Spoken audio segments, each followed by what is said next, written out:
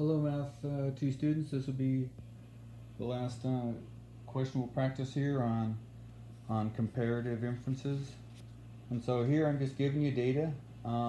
Say this is two battery operated lawnmowers. You have lawnmower with battery X and lawnmower with battery Y, and the time span duration. So say this is in minutes, right? Anyways, so their average for X is 60 and the average time span for Y is 50. The median for battery X is 58 minutes, and the median for using battery Y is 51 minutes. And then the range is these numbers and the IQR and the MAD, right? So the first thing I want you to make is a comparative inferences about the measures of center, from this table here. So I'd like you to hit pause, and I'd like you to write that all out, okay? And if you need to hit pause, if you don't know what to do, then figure out which ones are the measures of center, and you don't have to find them. I mean, then you just make your comparisons and then make your statement, okay? So I'm going to go here. So anyways, so I would write down for mean, 60 is bigger than 50, and for a median, 58 is bigger than 51. So as far as the comparative inferences, well, the battery X is going to last longer than battery Y. And you want to talk about measures of center if I'm asking you to compare measures of center.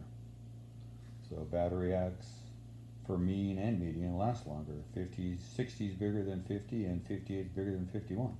So both ways, battery X lasts longer than battery Y. And you can say because battery X is, the differences in batteries, right? Just say the differences in batteries. And then now for comparative inferences on variability. So hit pause, and go ahead and do that. I'm gonna go. So variability would be all three of these. I would say range. You could do it either way. You could say 15 is less than 18. You could say IQR 6 is less than 8, and MAD 2 is less than 3. So all three ways, these are your measures of variability. These are all less, less, less. So battery X has less variability than battery Y, right? Or, remember, as the numbers get smaller, that's one way to say it. Or you could say 18 is bigger than 15, 8 is bigger than 6, and 3 is bigger than 2. So you could say battery Y has more variability than battery X.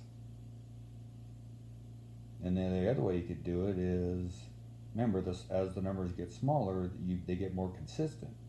So you could say, since smaller, smaller, smaller, you could say battery X is more consistent than battery Y, because the numbers are all smaller, all right? So if the numbers are bigger, you can say they're more variable. If the numbers are smaller, you can say there's more consistency.